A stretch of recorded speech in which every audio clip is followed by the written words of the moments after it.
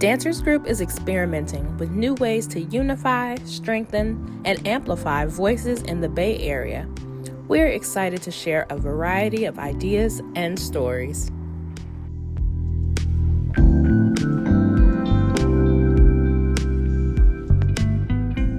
Welcome. In today's recording of In Conversation, you will hear from David Herrera and Jocelyn Reyes. Please introduce yourselves. Well, hello, everyone. My name is David Herrera. I am a gay Latinx. You can also use Latino and Hispanic choreographer here in the Bay Area. I use the pronouns he and him.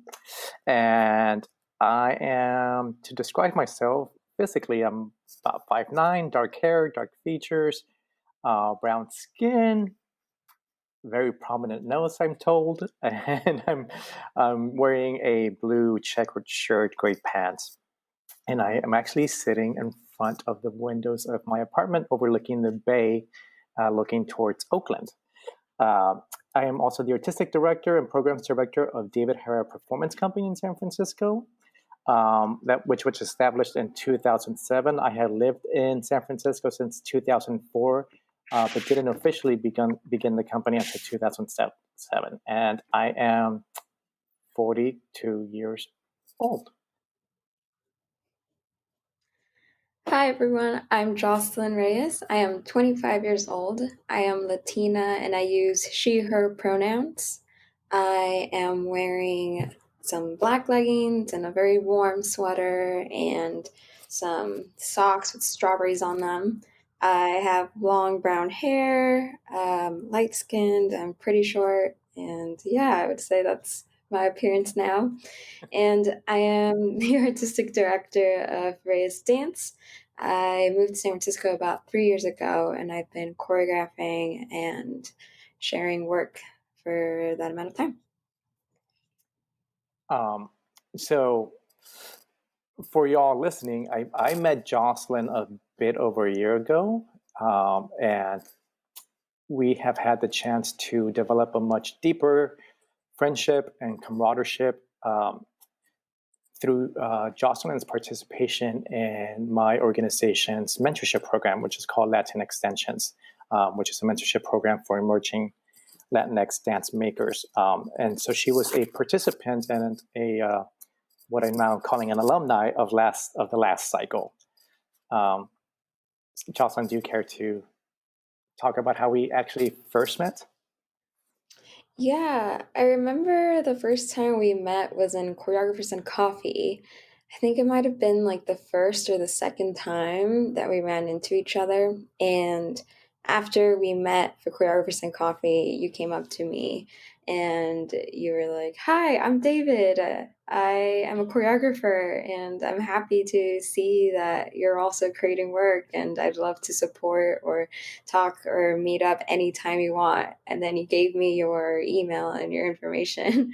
And I remember being so surprised because until that point, I had been the person to do all the reaching out and trying to get help from other people. And this was the first time that somebody else approached me, just trying to support in some way. And I was super excited. And I emailed David a few days after that. I think it was September of 2018. And then we met up for coffee and it was super useful. I just picked David's brain about production and just every part of creating work, and yeah, it was super useful. Yeah, and for me, it was.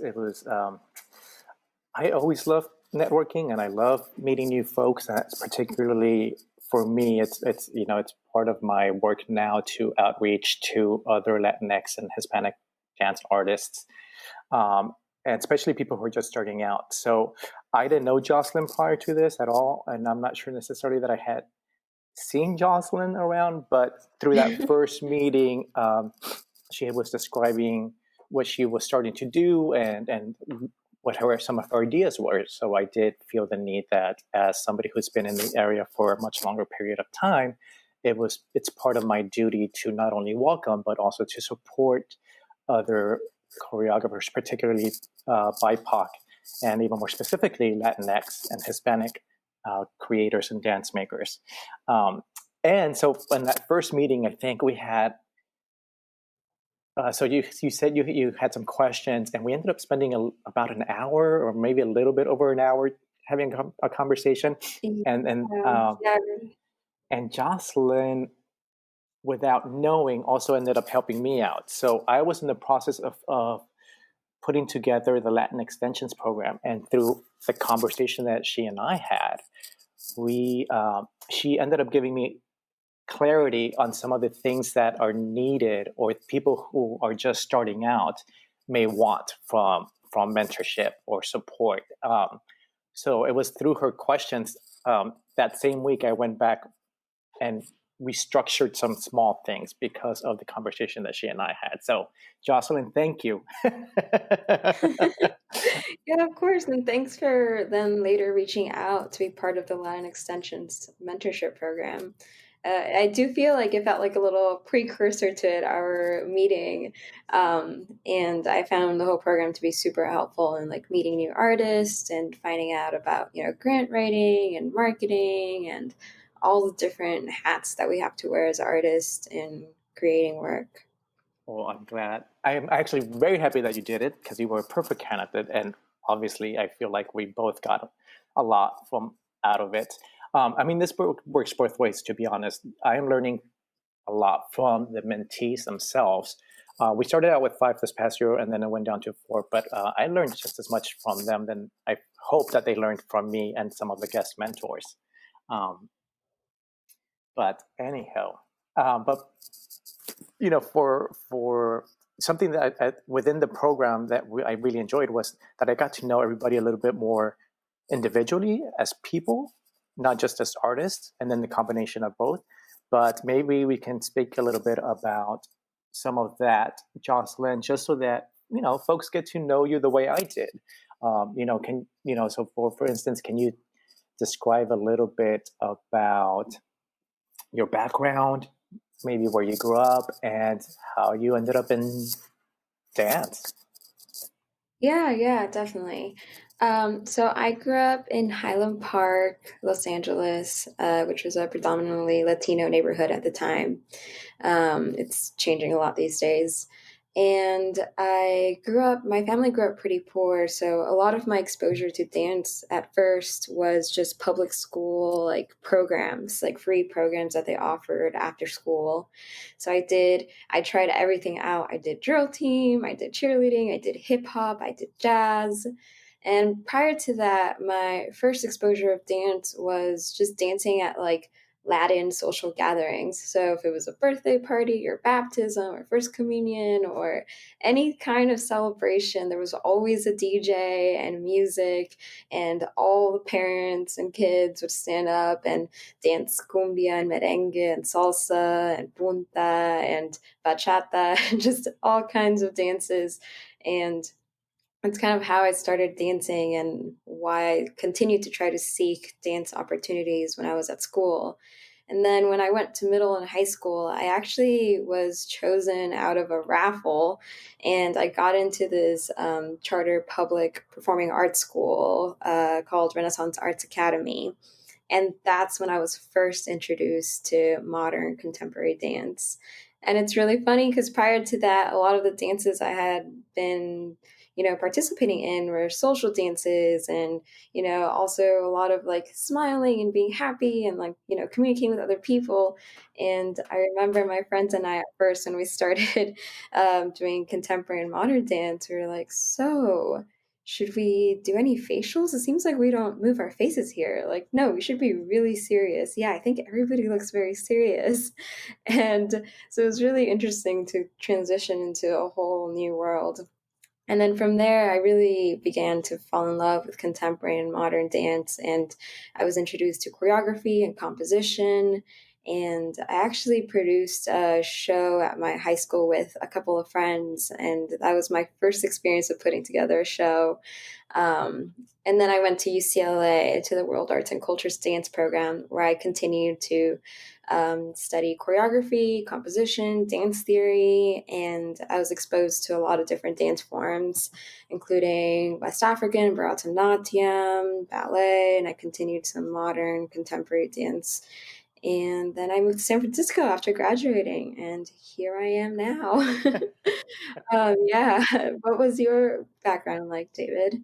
So How did you get into dancing? we have a lot of overlaps, I think, you and I, because I, like you, also grew up in Southern California. I grew up in Hollywood. Um, and because of growing up in Hollywood, I was already enamored with the idea of performance and film and the whole industry. So a lot of that was present in my childhood. And uh, really recognized that I wanted to perform more when I was in junior high. I happened to be lucky enough to be in the district where the closest junior high school was a performing arts magnet school. So while a lot of people came to that school for the performing arts program, I just happened to live in the neighborhood, so to speak. So I went there, but I didn't actually sign up for any of the performing arts classes immediately. I was a bit shy back then, and I just kind of looked at it from the outside. I did bring it up to my parents, to letting them know that I was interested, but they didn't really see it as a viable option for somebody like myself, and or for somebody like us. You know, we were lower class, so to speak, working class, really, making ends meet. So anything that was extracurricular that cost money, that required more time, and a lot of these classes, even though they were taught during the daytime in the school system, you had to stay after school for programs and rehearsals and things like that. So they could not afford to either have somebody take me or pick me up, or they could not afford the fees that came along with some of these items like costumes and so on and so forth. Um, so I didn't so I didn't really get to perform while I was in junior high. However, I did join the stage crew. So I learned about lighting and sets and doing all that stuff. So I created sets for the shows, created lighting for the shows, and through that, I kept a connection with that. Unfortunately for me, I ended up moving to Texas that the year between my 8th and 9th grade years. And when I landed in Texas, I landed in a small country town, which didn't really have any programming like this. They had, just within their curriculum, they had 2 theater classes, which were fun, but not really meant for somebody who wanted to go into the performing arts as a career. So honestly, it wasn't until college that I started taking classes, and I guess what most people consider formalized classes. With that said, let me backtrack a little bit. Like you, Jocelyn, I also learned how to dance when I was younger in a communal setting, in a family setting, and a community setting. So this was also, group events, like you mentioned, quinceañeras, weddings, things like that. A lot of cumbia, a lot of salsa. For me, also being Mexican American, especially coming, my parents both coming from the state of Zacatecas, we did a lot of zapateado and things like that. So, my preteen years is when I started getting interested in doing it. It just seemed like a lot of fun, and everybody was partaking. Adults, men, women, children, everybody was partaking. So it really called my attention. And I have to say that the first time I did it, as awkward and as embarrassed as I was, I also felt, for the first time, really liberated. And there was that sense of liberation that kept calling me back to doing it more and more and more. So even though I didn't start formal, and I'm going to use that word in quotation marks, training until I was in college at the age of 19, I had all this dance background already from the community setting and the cultural setting. And it's interesting now to think about the difference between those two things, because even though it wasn't taught, it was learned. It is a learned art form. It is a learned genre or genres that we grew up in. Um, but it was funny because once I went to college, I remember thinking, wow, there's nothing here but modern and ballet, but that was about it. If you wanted anything else, you kind of had to go outside of the university system. Um, and so we would have all these dances, college dances, and I would go to these dances just so I could move in other ways, in other fashions, in other forms that I knew that I could do or was happy to be a part of. And don't get me wrong, I fell in love with modern. That's what I do now. But it's interesting to see the two things, how they arrived into my life from very different points of views. But we're still doing it, so so there's something to be said about also learning how to do contemporary and modern and dance for myself. um, and with that, Jocelyn, I'm like, I always wonder. I know why I do it, and I can talk about that in just a second. But why do you continue to dance? Like, why do you? Not only why did you start it, but why do you continue to do it now? And what continues to inspire you? Yeah, so when I first started dancing, I had a similar experience where it brought so much joy and I felt so happy doing it. My home being kind of unstable, I feel like dance is kind of an escape from that instability. And it was like the one place where I could just forget about everything and really just enjoy the experience of moving and not to be so cliche, but also being able to express myself through movement. Um, and now today, I feel like I still hold on. I try to hold on to that feeling as much as I can, remembering like how much I enjoy movement. I feel like when we get into creating work and we start to, you know, also be the person who's in charge of marketing and the person in charge of, grant writing and the person who's also doing all the admin work, it's easy to forget like the joy that dance brings and the Yeah. initial reason for doing it. And I feel like these days, and in general, I feel like in my choreography, I'm really inspired by family dynamics and lineage and what traditions we continue and which ones we change. So my dad is an immigrant, and so is my mom. My dad is from El Salvador, and he fled war when he was about 15 and came to the US. And then my mom came to Mexico when she was about 17. They met here, and then voila, I happened.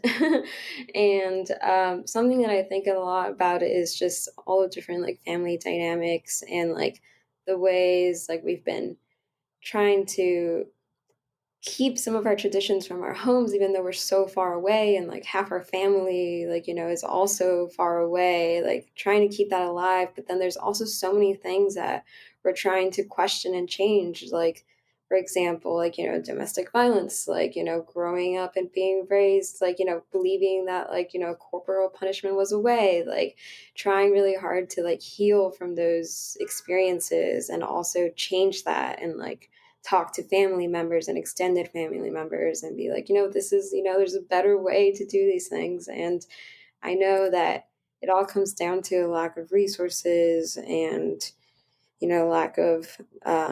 lack of resources and just trying to make ends meet. But yeah, so that's something that a lot of my work is inspired by, is just rethinking about the ways in which we exist here and the ways that we continue to hold on to tradition and also change other things. What about you, David? What are you inspired by? Well, I specifically created the company to highlight and to make visible the experiences of Latinx and POC folk. Um, just because it's something that I noticed was lacking in general, and particularly in the modern dance field. And I craved it. I craved it from the get go. I wanted to see more brown bodies on stage, I wanted to, and not only see them, but I also wanted to hear their stories and have the concepts and the stories be part of the narrative or the idea behind the movement. And so I wasn't seeing much of that. So that's really where most of my inspiration not only came from, but continues to come from, is giving voice to the communities that I grew up in and the communities that I partake in, with the hope that I'm changing the face and the look of modern dance. It's not, it hasn't been easy to be honest. It's been an uphill battle. I have to apologize about those things. I have no idea how to turn that off on my computer. Anyhow, it's been an uphill battle for sure. Trying to do something like this within this field, as open-minded as the field is, there's a lot of systems still that play against people of color and uplifting them in this and the community. So it has always been my goal from the inception of the organization that the work I was going to do is meant to uplift those types of communities and voices for sure. I mean, other things that inspire me are my experience as a first generation American as well. In college, one of my other major was American Studies with a concentration on evolution of culture, and I feel like I epitomize what that means. I am also a son of immigrants like yourself, Jocelyn, and so I feel like I'm walking cultural evolution, so to speak. I speak multiple languages. I'm the first to graduate at the university level from both sides of my family. I'm gay. I'm still religious, and to a degree, I should say, I'm very liberally religious. So there's all these complexities, I think, within myself, and I'm just one person. So I started to think, like, when I start casting folks, I'm always curious to what their complexities are and what they're willing to share within the work that we create together. So I love actually asking cast members to look into their complexities and into their layers and bring that out into their movement. I'm more interested in their movement than I am in me putting my movement or my feel on to their bodies. And I'm very, very specific about doing that because I don't feel like I can speak for anybody else necessarily. However, even if we have overlapping experiences, so I do prefer the collaboration process, where we work as co-choreographers instead, with dancers who come into the company. So those are some of the things that continue to inspire me, and the reason I keep doing this work. I think it's important, which is also why I created Latin Extensions, is to create some lineage and a form to pass down information, also to share it sideways. And then also, most recently, I've also created the Latinx Hispanic Dancers United, which is a regional and national caucus for Latinx artists, with the same idea of creating a space and an environment where we can be authentically ourselves, but we can also discuss our needs and discuss our complexities and exchange ideas and resources. So that honestly is what continues to drive me forward. And I really do feel like a lot of the work that is going to come from me from this moment onward is gonna be driven by that. So that's what I feel like I have to contribute with my own organization and with my artistry. But of course, 2020 has been kind of funky for all of us. It has done a lot of weird things for all of us. So there's some slight changes I've made, and one of them being that we have postponed any performance opportunity and I have myself have not necessarily taken to create work for video yet or film, but I know you have, and I've been following that. So can you tell me a little bit of what happened to Reyes Dance when COVID-19 and shelter in place hit? Yeah, so we were in the middle of a new full length work that we were going to share as part of a co-production with Joe Good Annex in May of 2020. And we were kind of in the middle of that process, and suddenly COVID happened. And I felt it was definitely very sad to, we were all very excited, and we had been, at that part of the process when we were all really getting to know each other and finally getting to that awesome collaboration. And I felt kind of, I don't know, I wanted something to remember that we worked together, and this sort of like feeling like we finished, not finished, but just, some having something to kind of conclude our time together. So what I started doing is, with my collaborators, we came up with some prompts and made a film version of the beginning section of what was going to be part of Lassos, which was the new production. And so we each just filmed ourselves like in our own respective homes with our iPhones, and then they all sent me their films, and I started editing, and kind of put them together and tried to figure out ways in which we could partner, but in the virtual space. So sometimes, for example, one dancer might bump into another dancer, and then I would cut the clips that the other dancer reacted as if they got bumped into, and just trying to figure out new ways of kind of creating in this new medium. And since then, I've been kind of just nerding out on using different editing softwares. I started with iMovie, and then I recently switched to DaVinci Resolve, and I've just been looking up a bunch of YouTube videos on like how to do this or how to do that and how to edit and how to do, just looking up all the different parts of it. And it's been actually really nice to, I don't know. I feel like I had been doing choreography for so long, and the longer I do it, the more things I know that I don't want in my dance work.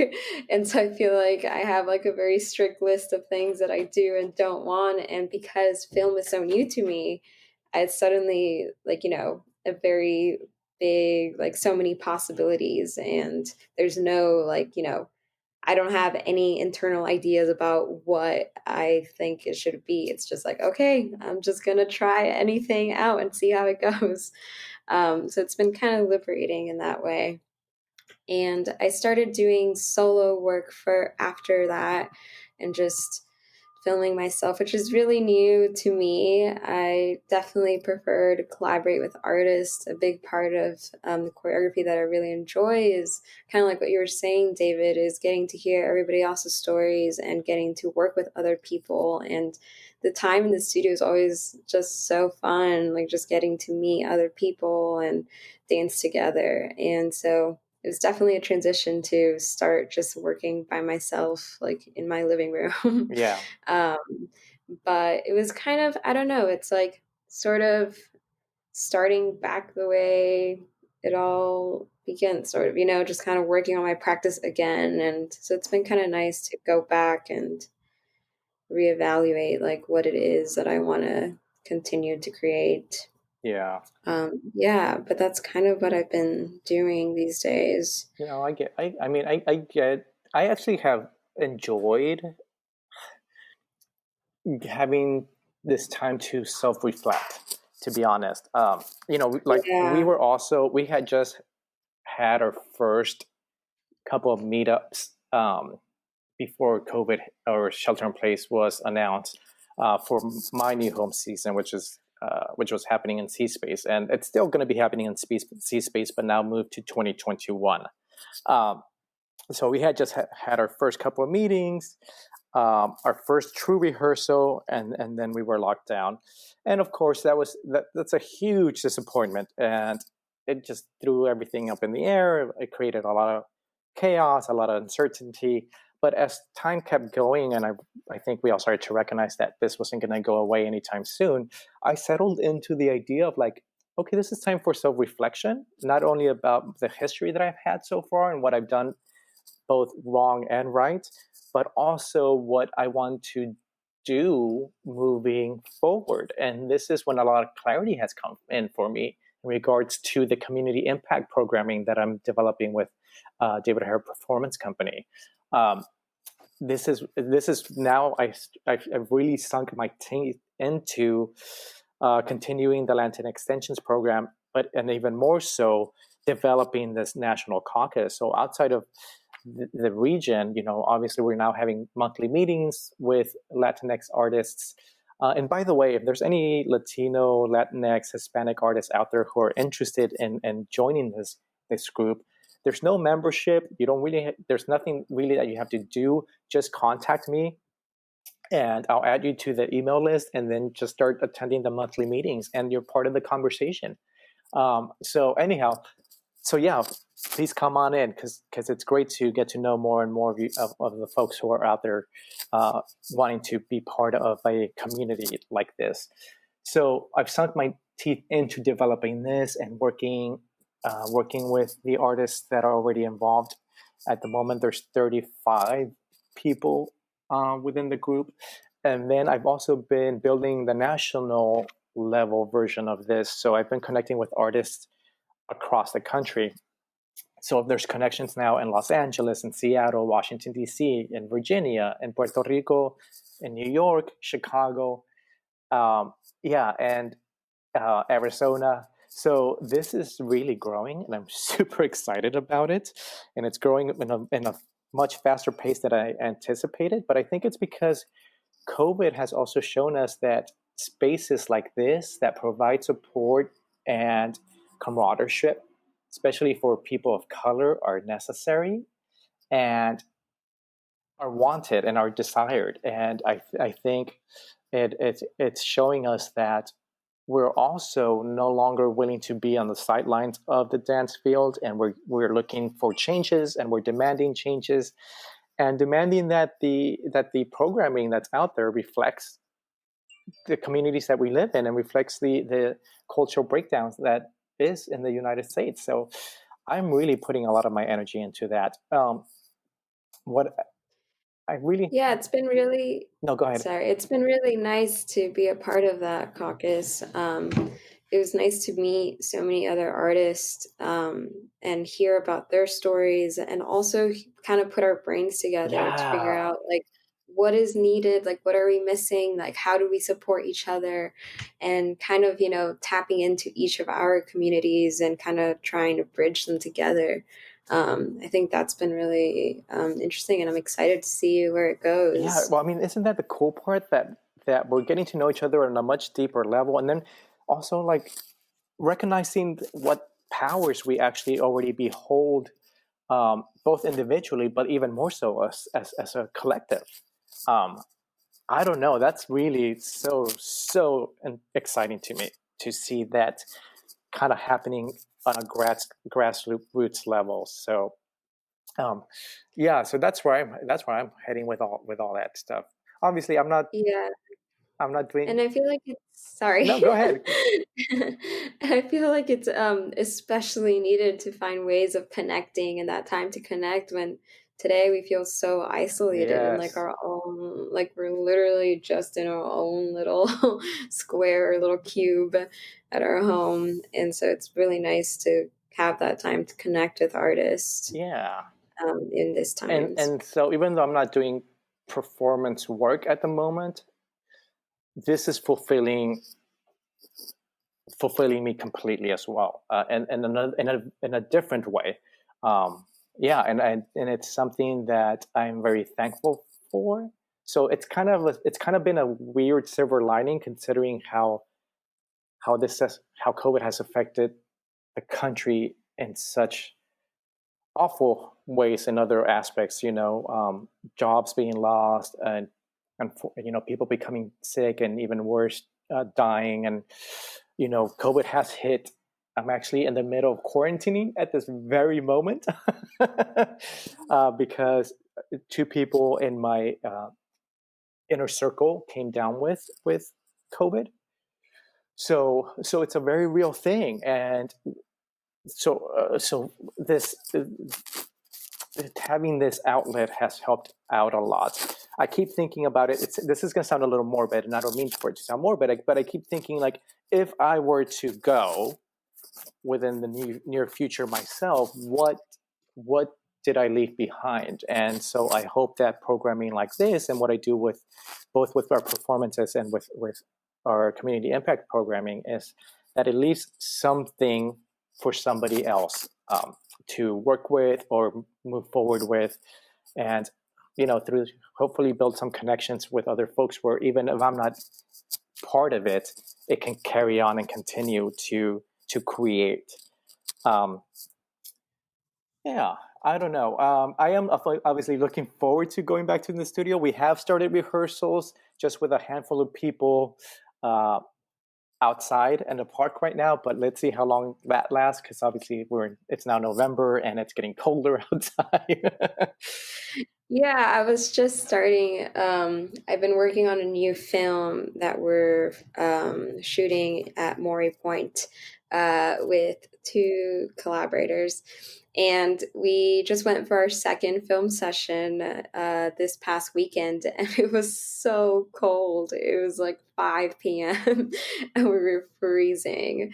So definitely, I'm also questioning how it's going to go as it starts to get colder. Yeah, and I do want to get this production that we had slated for 2020 going. I'm really excited about it. It's called The Tip of My Tongue, and that'll be in at Sea Space. And it was a topic that I was really interested in exploring a couple of years back, and it finally I was able finally to put that at the forefront of our production calendar, and sadly that went away. So I am looking forward to getting that back into that.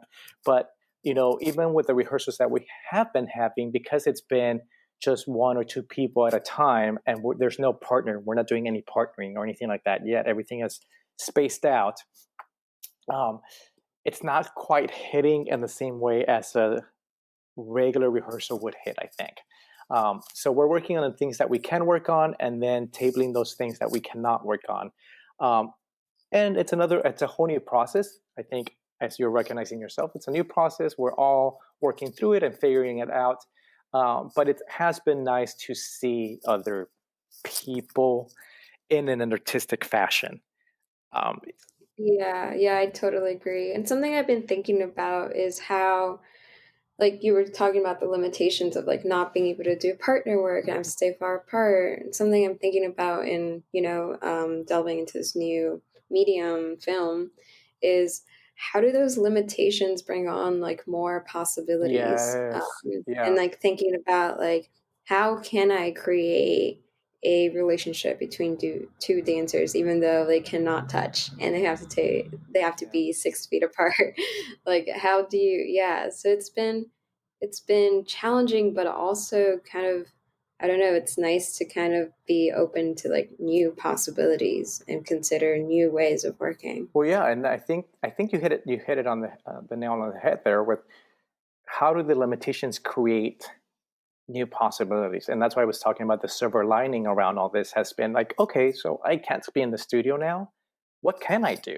And Right. I feel like a lot of richness is coming out from a lot of folks who are figuring out new ways of expressing themselves in either an artistic fashion, whether it's going to film or voice work or things like that, or doing other items or the programming, such as the ones I described. I know a lot of folks who are doing collectives and developing groups and programs, either by themselves or through the organizations, and it just excites me to see that happening, knowing that when we finally get to go back to studios, if that's ever a thing again, that there's going to be all these other support systems in place already, ready to go and geared up to enrich the lives of so many other artists. at least that's the way I envision it, and that's the way I dream it. So, so Yeah. I'm hoping it's true. Try to stay hopeful. Yeah, no, I feel very, very hopeful. Um, it's it's something that I've been holding on to through this entire time of, well, through this entire year of 2020, honestly. Yeah, I also feel like this time has just giving me like a moment to think about all the different aspects of production. And something that I've been thinking a lot about is grant writing Yeah, and like how one talks about their own work and how you present your work. And something that I was realizing was, why is it that as like dance movers and people who create choreography and dance, we have to, in order to apply for funding, we need to submit like a full on like sort of essay about the work. And then only like 1 or 2 minutes of movement, like, of what we've been creating. And it's made me think about like, I wonder if there are different ways of running grants and like different ways of like selecting artists, different ways of distributing funds, that could be more equitable. Because I was thinking, like, if we're basing it so much on writing, like that already puts some people, like, it's already makes it a uneven playing field yeah, because, fully agree. some people like English is their first language, and perhaps they have people in their immediate family who can look over grants, or they have within their circle sort of that access, to resources. And I feel like as someone who's, English was not their first language and their, my parents don't speak English fluently, they mostly just speak Spanish. It's like I don't have that extra sort of support, Yeah, to have someone like read over my grants and like help me, that type of thing. And so I wonder if there are different ways of like selecting and, sharing resources among artists. I'm with you 100% on this. I do think it's something for funders to consider, and not even consider, but really look at restructuring their grant processes, because you're right. We're movers, and we do work that's embodied. So it is a little strange that in order to get some of these funds and some of the support, we have to. It relies strictly on the writing of that versus the actual work itself. But you know what? Something I do recommend, and something that I'm doing myself, is I am joining more panels and I'm having more conversations with funders in regards to this very specific topic. Just because I do think it needs to change, it needs to be reformatted. Um, and so I love hearing folks like yourself, especially younger folks, who are saying like, "Hey, this isn't this isn't reaching out to me at all." Like, this is actually putting me on the sidelines, and I see the same people getting the grants and the money over and over. So something's amiss when it's the same folks, and so much of the community is left on the sidelines, or marginalized, or left completely out of the possibility because of access, or the lack of access, really, in a lot of communities, particularly communities of color. I feel like, many of us didn't have access to arts when we were young. So we don't have those networks that so many folks already come into when. And I'm going to say this very clearly, particularly white folk who do have access from the get-go and young age. They have networks that are already built into their education of the arts, and many of us are learning them really late in life. So it takes us, like for myself, it's taken me over a decade to really get myself established. I still think of myself as an emerging artist, and yet I am 20 years in. you know. so Yeah, that's something that surprised me when we did Latin extensions, and you brought in a lot of different guest artists who had been in the field for a long time. And I remember we were talking about grant writing, and many of the artists had been creating work for like 6, 7+ years before they got their first grant. yeah, I want to say most And of the I others. remember. most of the artists have been like myself in the field for 15 to 20 plus years. But sorry, go on. Yeah, and it was so surprising because I was like, what were you doing before then? Like, how are you creating work? Like, how are you paying your artists? And they were like, well, we were just hustling, working many jobs. And it's just, yeah, I wonder if there's a way to like support emerging artists. I remember when I was first applying to grants, there were many grants that had a cap where they were like, you must have been creating work for like 4 or 5 years to apply to this grant. Yes. Or and then also I feel like when you submit work samples, you're kind of expected to show some like good like documented dance, like, and that costs money, right, to Right. hire like a good videographer.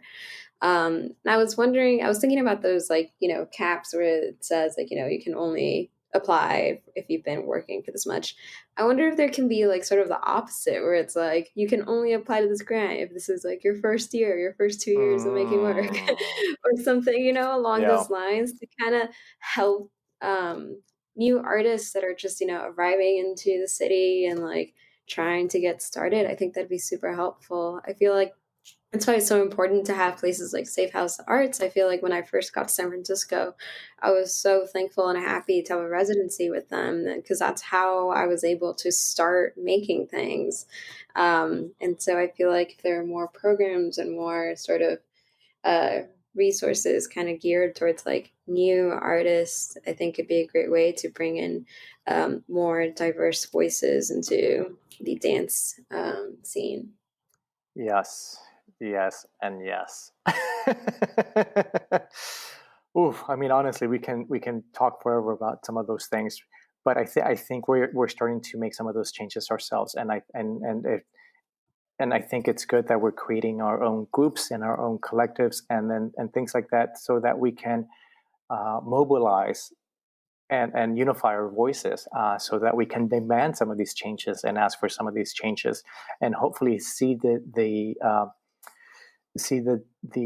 cultural dynamics shift, as I said earlier, to reflect the country as is, rather than what used to be, and with that being predominantly white, and predominantly religious, predominantly wealthy, so on and so forth, those kind of things. So really working against the systems that have been set up, um, and that have been perpetuated. But I really think the power is going to come from those of us who are doing this type of work, and that's why I'm so darn excited about seeing so many people doing this right now, because I do feel like the shift is finally here, and I'm all for it. I'm embracing it. Yeah, I do feel very hopeful and slowly seeing things change. But I love to continue having this conversation. I know we're running short on time here, but this is a conversation I think both you and I are invested in, and I think a lot of other folks are invested in. So let's keep these channels going. Let's keep these networks happening, and let's keep pushing for diversity and access, and not just within the arts, but outside of the arts, bringing in other communities to be part of the art world, and having the art world go back into the communities as well. I think it's extremely important that it's part of everyday life, um, for everyone. Yeah. Well, before we say goodbye, and I hate to say goodbye, but I know I'll see you soon enough. Any last thoughts on anything that we shared so far? No, just thank you so much for having me. It was really fun to have this conversation, and I know we'll continue being in conversation. So looking forward to that. Yeah, me too. Yeah, so thank you for being part of this, and to Dancers Group for hosting us and allowing us to free talk, really. Yeah. And we're sorry that we're not sorry that we talked a lot, but there is so much to talk about. Right? So, but we do, I think, well, I won't speak for you, Jocelyn, but I'll speak for myself. I'm very open to these conversations. So if anybody wants to reach out to me in regards to anything that I've mentioned or that was said today, or are interested in any of the programming that I'm doing with my organization, I am fully open for your contact and to have conversations and to carry these conversations forward. Whether or not you're Latinx, it doesn't matter. So please feel free to reach out. I would love to be in communications with more people. Yeah, I echo that. I totally agree. Feel free to reach out. I'm always happy to connect with more people. All righty. Well, I look forward to your next film. I know you're already working on it, so let me know when that comes out, and I will help you publicize, and we will chat soon. Okay? Yeah. Such rich discussion. Thank you so much, David and Jocelyn, for joining us today. Yeah, thank you for having us. It is my pleasure. Thank you. Thanks, guys. We thank everyone who has tuned in for listening to this audio experience. For additional content that reflects our dynamic dance community, please visit our In Dance article archive at dancersgroup.org.